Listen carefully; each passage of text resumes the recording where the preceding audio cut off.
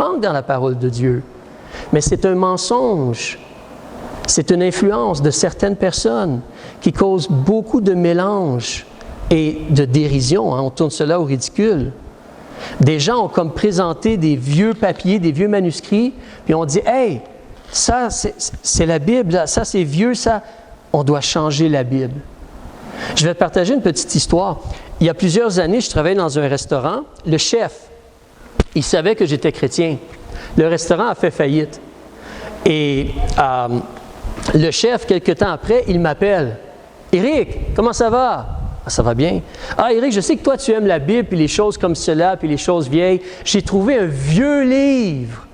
Un vieux livre. Vraiment, il est vieux, là. Je pense qu'il date des années 1800. Je pense que tu aimerais ça regarder ce livre-là. » Honnêtement, je n'aime pas les vieux livres. J'aime la parole de Dieu, mais je n'aime pas nécessairement les vieux livres. Ça dépend c'est quoi le vieux livre.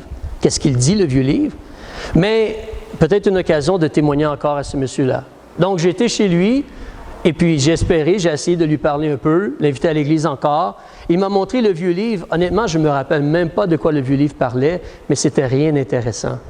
C'était un vieux livre sur les annuaires téléphoniques des années... Non, je ne me rappelle même pas de quoi le vieux livre parlait, mais c'était un vieux livre, vraiment un vieux couvert, des vieilles pages, mais aucune utilité. C'est pas parce que quelque chose est vieux que c'est utile.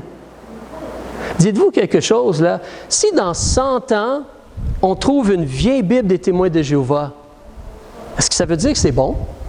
Parce que c'est vieux? Pas nécessairement. Nous, on sait que les témoins de Jéhovah, c'est une secte.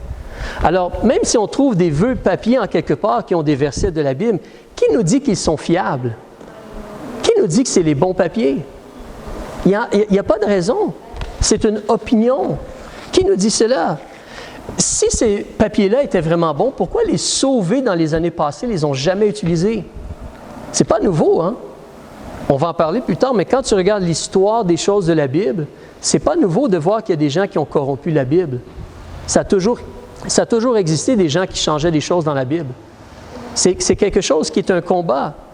Alors, est-ce que toi, tu penses vraiment que Dieu a oublié d'enlever le verset 37 dans la Bible pendant des centaines d'années? Et là, ce sont des hommes, finalement, qui vont découvrir que le verset 37 ne devrait pas être là 600 ans, 1000 ans après. Penses-tu vraiment que Dieu aurait oublié cela? Que Dieu, quand il nous a donné sa parole, il se serait trompé? Parce que la parole de Dieu, elle vient de Dieu.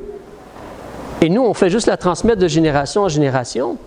Est-ce que Dieu n'a pas veillé sur sa parole pour que, depuis les années 1500, 1600, 1700, puis même avant en réalité, qu'on ait la parole de Dieu? Est-ce qu'on veut croire cela? En réalité, il n'y a aucune raison pour considérer que le verset 37 ne devrait pas être là. Aucune du tout. Aucune. Le verset 37 est dans la parole de Dieu et il nous donne une vérité importante. Tu dois croire pour être baptisé. Tu dois croire avant d'être baptisé. C'est un verset qui devrait être là. En réalité, en terminant, juste encourager, il y a des choses qui sont établies. C'est établi que quand tu as été sauvé, tu as reçu le Saint-Esprit. Tu as le Saint-Esprit en toi. Laisse le Saint-Esprit t'aider à lire et comprendre et appliquer les paroles de Dieu. Laisse le Saint-Esprit t'aider à prier et à servir Dieu et ainsi de suite. C'est établi que quand quelqu'un est sauvé, il est baptisé, il est reçu comme membre. La parole de Dieu, elle est établie. Elle est parmi nous. On a la parole de Dieu. On n'a pas besoin de commencer à se poser des questions. Est-ce que telle chose devrait être dans la Bible ou non? Ça, c'est juste la confusion et le mélange. Comme je dis, on ne le dit pas clairement. On le présente autrement ou on n'en parle pas puis on espère que les gens ne le voient pas ou ne le remarquent pas.